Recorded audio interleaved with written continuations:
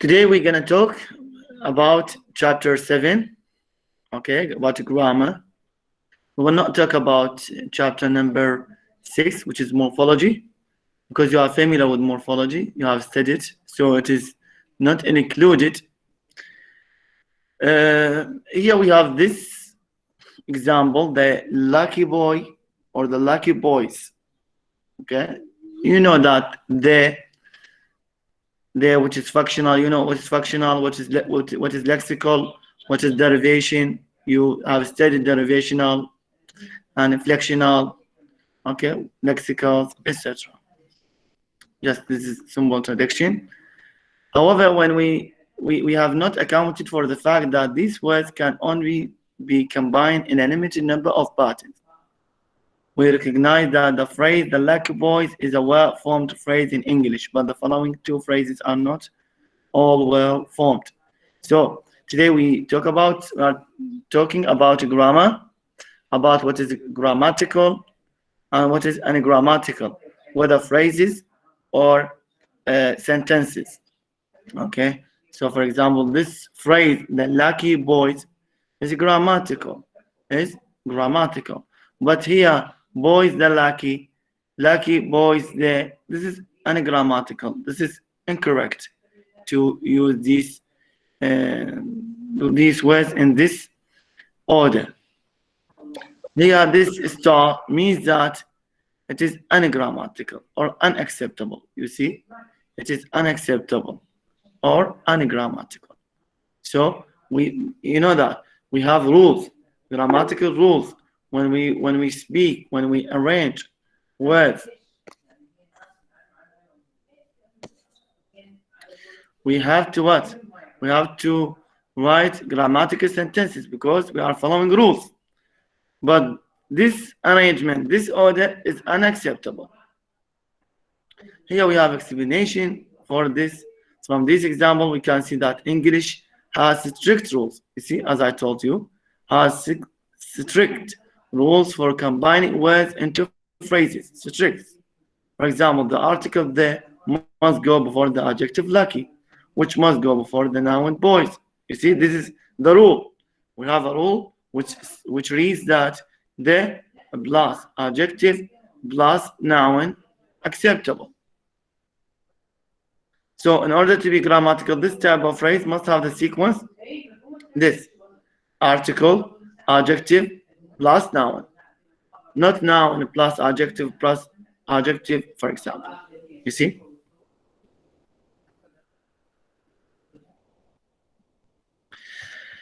This is the definition of grammar. The process of describing the structure of phrases and sentences in such a way that we account for all the grammatical sequences in language and rule out all the ungrammatical sequences is one way of defining grammar. So one of the definitions of grammar is that it is the process of describing the structure of phrases and sentences in a way that we account for all grammatical sequences in a language and dismiss all the ungrammatical sequences. You see, it is the kind of definition assumed when we talk about the grammar of English as opposed to grammar of etc. So this is the definition of grammar. Here we have traditional grammar. You remember in first chapter we talked about traditional grammar and linguistics. So here, traditional grammar, the term article, adjective, noun that we use to label the grammatical categories of the words and the phrase "the lucky boys" come from a traditional grammar. The origin of these terms, article, adjective, noun, verbs, adverbs, which has its origins in the description of language such as Latin. I remember we talked about this point and we said that many things came from Latin because Latin is perfect. Okay, nouns, adjectives, articles, Since there were well-established grammatical descriptions of these languages, it seems appropriate to adopt the existing categories from these descriptions and apply them in the analysis of new languages such as English. Okay, as I told you, because Latin is perfect, so certain things are adopted, certain things are taken from Latin and put in English.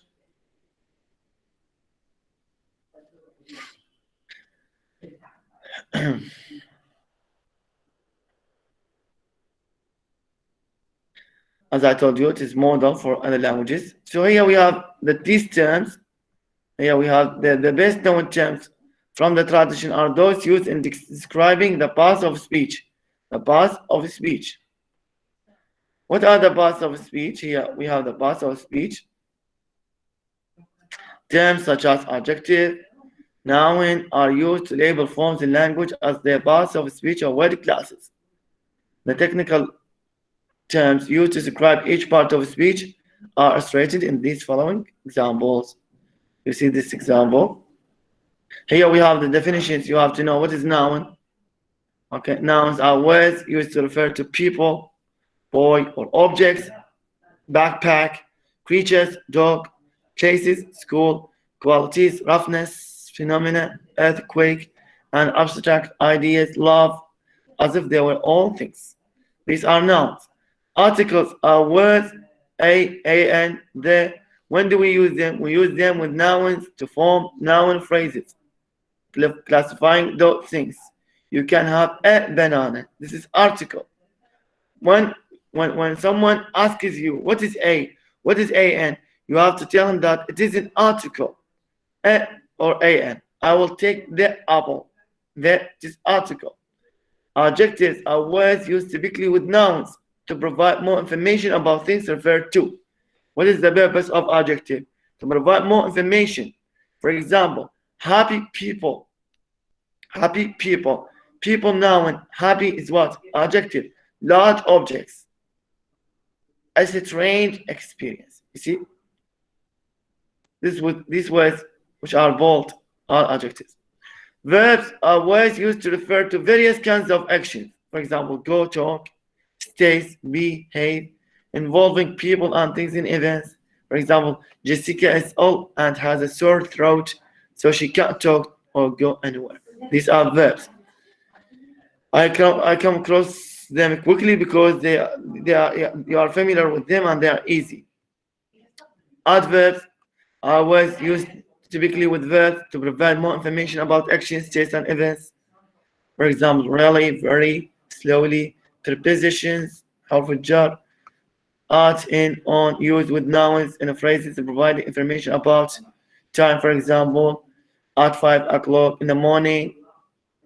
Okay, place, on the table, near the window, connection, etc.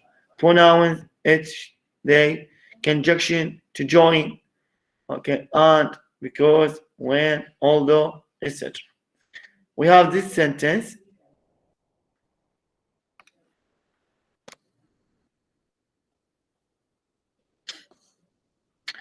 The lucky boys found a backpack in the park and they opened it carefully. In the exam, you will be given certain sentences, and you are asked to what? To give the parts of speech for every word. Clear? So here, the lucky boys found a backpack in the park and they opened it carefully. There is what? Article. There is article. Lucky, adjective. Okay, lucky, adjective. Boys, noun. Very important. We have to understand this, because next chapters we will have tree diagram. Found, verb, a, article.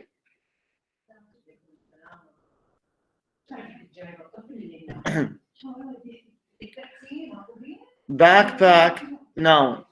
You see, in preposition.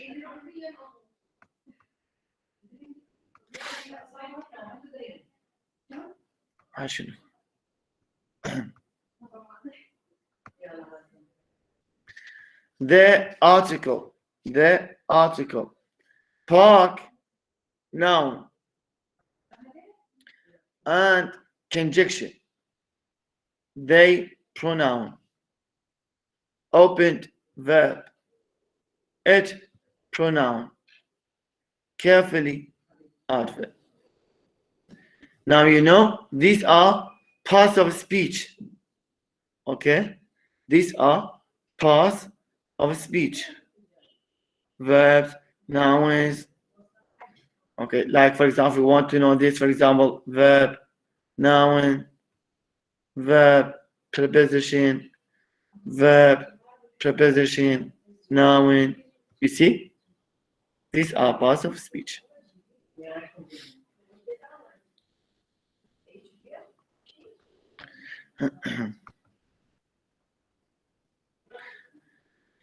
Here we have explanation about them, how to use them.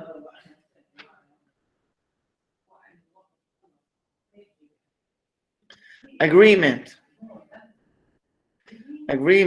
You have this in grammar. Maybe you have studied with Mr. Ahmed. Concord. Agreement between subject and verb. Okay, subject and verb. You see here, traditional grammatical analysis has also given us a number of other categories, including number, person, tense, voice, gender. These categories can be discussed in isolation, but their role in describing, we will not talk about them in detail because you are studying them in grammar. We will talk about them in a brief. For example, this agreement here, we say that the verb loves agrees with the noun Kathy in the sentence Kathy loves her dog. Here we have agreement. Number agreement, singular, okay, person, tense, voice, gender, no problem. Number, person, this is the explanation of what is number here, what is person, involving the speaker. In addition to that, we have tense, agreement between tense. Okay, the verb loves in the present tense, which is different from past tense. I think it's easy, these things. Gender, male, female. We have natural, here in English we have to describe this relation in the terms of natural gender. We have natural gender, and we have, and then we should distinguish between gender and sex.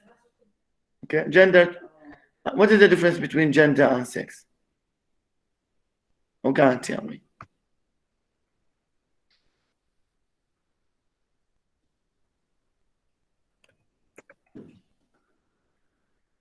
In English, of course. Who can tell me the difference between gender and sex?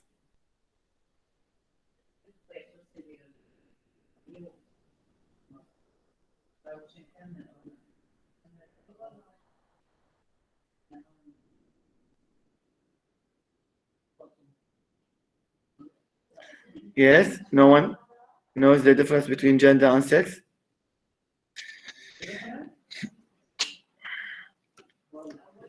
Sex, the difference between them. Sex, yes, Safa Hazem.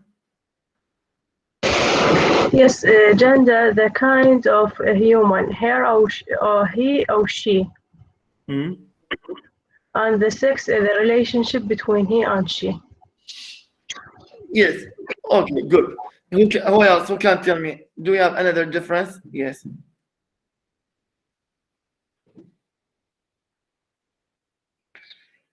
Here, when we come to gender, it means that the differences between male and female concerning social, cultural differences.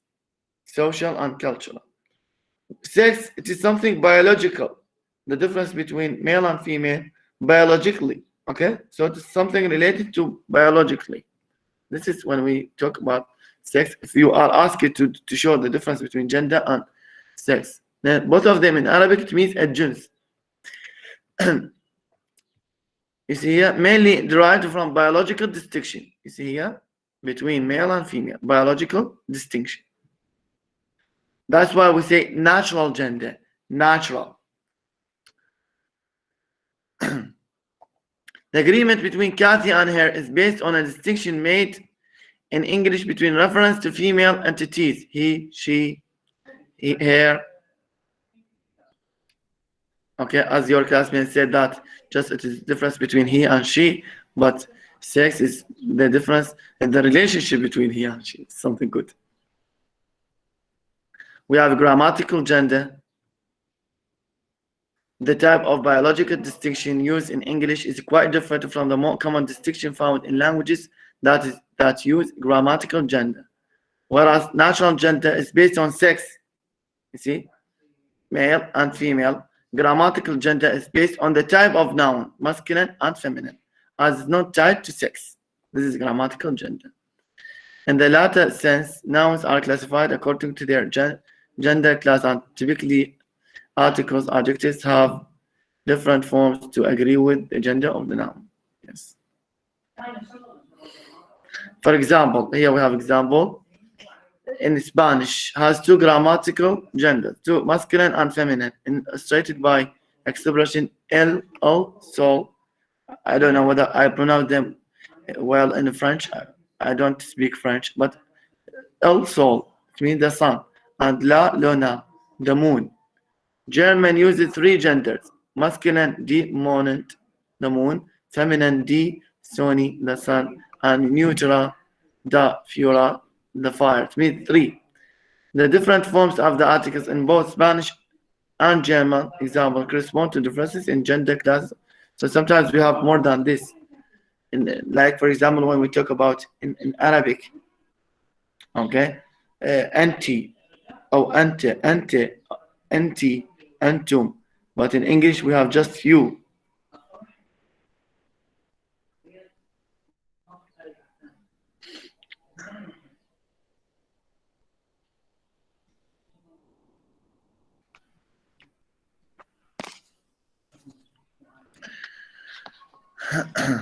We have traditional analysis, the notion of appropriateness of analytical categories for a particular language has not always been consideration. All what I am saying, just explanation, just information, just you have to know this. Okay. We have these details: present tense, active voice, first person, second person, third person. Just you have to read them.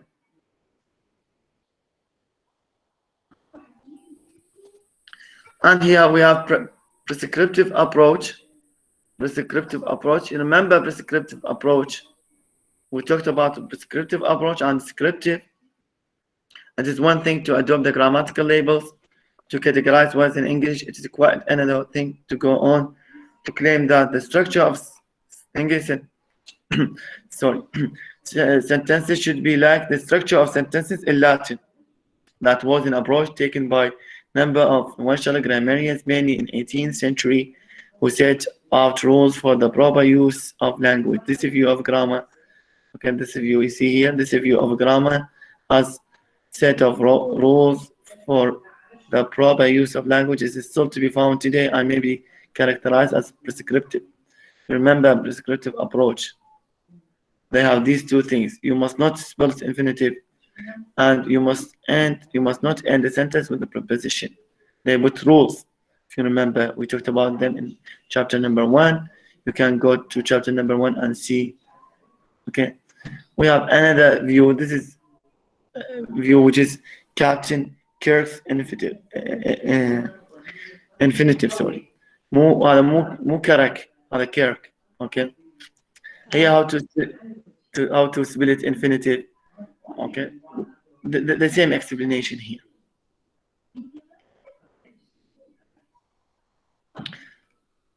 So here in this paragraph, it talks about what is okay for Latin. For example, in Latin, you should not, you can't, okay, you can't spell it infinitive. You can't put, for example, boldy to boldy go. it is not okay, for example, in Latin. But in English, it is okay. So we should not generalize the rules of Latin and apply them to English. We talked about this point. That's why I'm not talking about it now. The same point. And also those descriptive approach, they come after them and they tell them that we should what? We should put rules according to people, what people say. Not we put rules and we tell people to follow these rules. This is the point. What is new for us is structural analysis. It's important here. Structural analysis, which is type of descriptive approach, which is called structural analysis. And its main concern is to investigate the distribution of forms in language. This is the main point, the main purpose. يعني النظرية أو التحليل البنيوي. The method involves. Excuse me, Mr. What? Sorry, sir. Yes.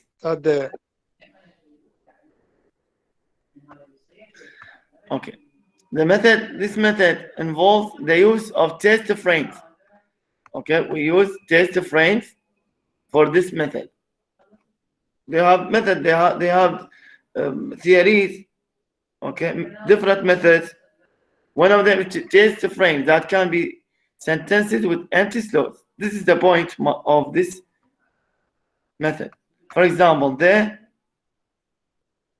makes a lot of noise. خلي لك فراغ. The slot. I heard فراغ. أنت يعني complete the sentence. The boy, for example. The child makes a lot of noise. I heard a noise yesterday, for example. So there are a lot of forms that can fit in these slots. A lot of forms. So for them, they have this theory that we can put slots, test frames. Okay, we have slots, and for learners they can put a lot of options. They have a lot of options to produce good grammatical sentences. For example, the car makes, child, donkey, dog, radio, etc. So we have a lot of options. As a result, we can propose that because all these forms fit in the same frame, they are likely to be examples of the grammatical category. This is our explanation.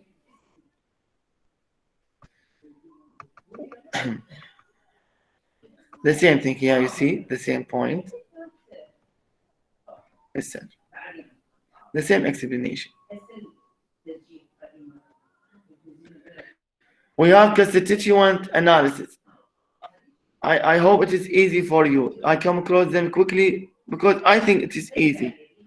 Do you think it is difficult? I think it's easy here. Just that's why I'm come across them quickly.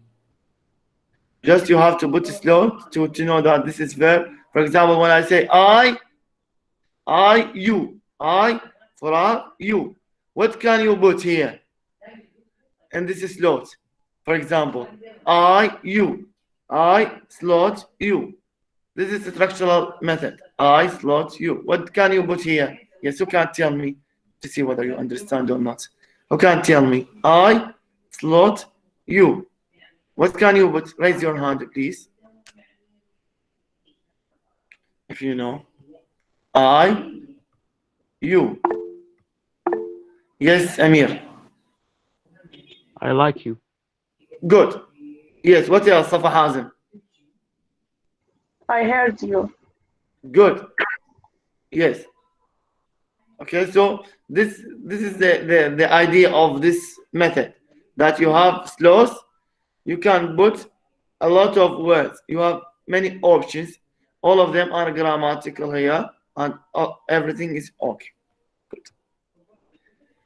Constituent analysis, okay, it means parts here, components. Okay.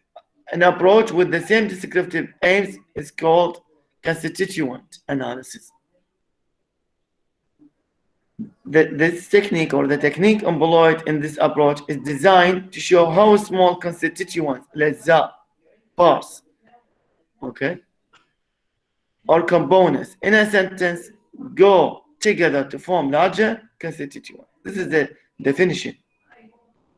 One basic step is to is determining how words go together to form phrases. How words go together to form phrases and form, for example, sentences. For example, here we have 9 words. An old man brought a shotgun to the wedding. شنو هذا عراقي؟ An old man brought a shotgun to the wedding. You see here these words, parts, components. How do those 9 constituents go together to form constituents at the phrase level? Does it seem appropriate to put the words together as follows? An old man brought. You see, this is not correct. This is ungrammatical. How can you arrange them? You put, for example, article at the beginning, then, for example, adjective before noun, then noun, then you have to put verb and complete the sentence. An exam, I give you sentences and I ask you to put them in correct order. يعني أعطيك هاي الجملة أقول لك رتب لي إياها. رتب لي إياها ترتيب grammatical صحيح. فأنت راح تقول an old man brought a shotgun to the wedding. هنا أذكركم دائما بالسكند ستيج immediate constituent تقطيع من تقطع الجملة شلون تقطعها remember فهذا مثل IC. You see an old man brought a shotgun. Here we have another example. You see these are articles. Here you have noun, adjective, brought. These are verbs. Here you have articles. Here you have noun, and here noun, adjective. Here you have noun, which is a pronoun here. To preposition, in a preposition, with a preposition. Here in the sentence we don't have preposition. The article wording, noun, cage, noun, pronoun. You see the sentence, which is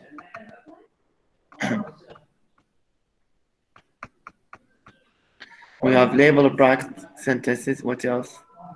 Garlic. We'll finish with these 2 things. I think they are easy.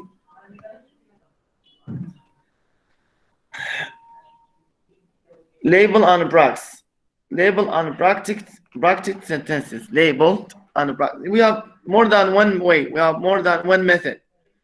Okay, one method of analyzing sentence. We have structural. We have constituents, and now we have label and practice sentences. Like this, for example. Okay, the dog loved the girl. The dog loved the girl. We have here practice. You see how many we have? 1, 2, 3.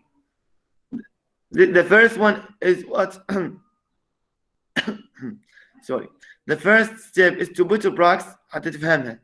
To put a practice on each side. هذا أول واحد. You see the first one. خاف ما تجيك بالامتحان أقول لك سوي لي إياها practice. The first step is to put practice on each side. Okay. On each side, round each constituent, and then more practice around each combination. Then noun phrase, you have here noun phrase and verb phrase. You have to put here noun phrase. You have studied noun phrase, verb phrase, and second stage in grammar. So this is noun phrase, the dog. Verb phrase, the verb and rest مالتها. Verb phrase اللي هي love the girl. You see the practice has second. Then each part of speech. There you have to put what? Practice and dog put practice. Here love practice. Then you have this noun phrase, the girl. You have to put what? Practice, and then the and girl. So this is another way. Okay. This is diagram to show how constituent in sentence structure can be marked off by using label practice.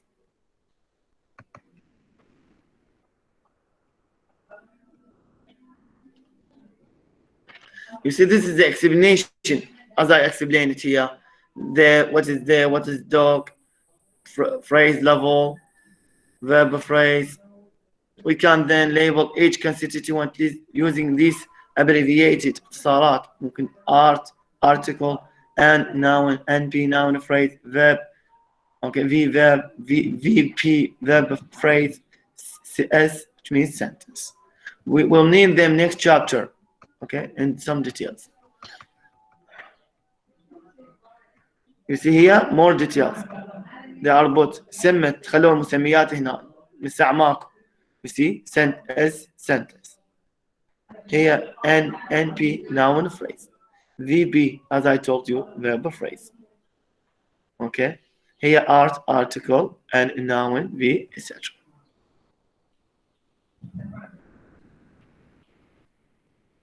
We have Gaelic sentence. Here this is not included. Okay. This is about Gaelic sentence, about from Scottish Gaelic, yeah, another language. This is not included.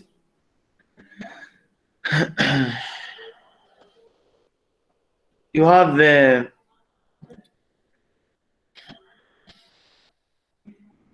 homework.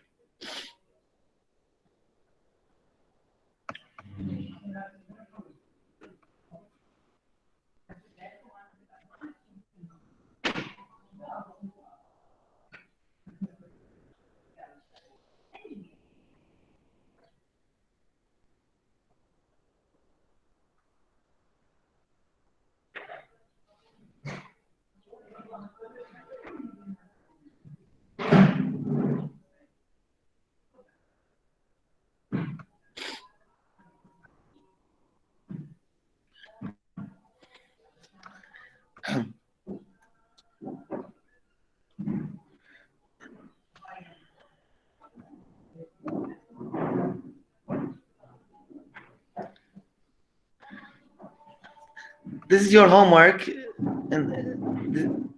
too. In the descriptive approach, anagrammatical simply means not well formed in a purely structural terms.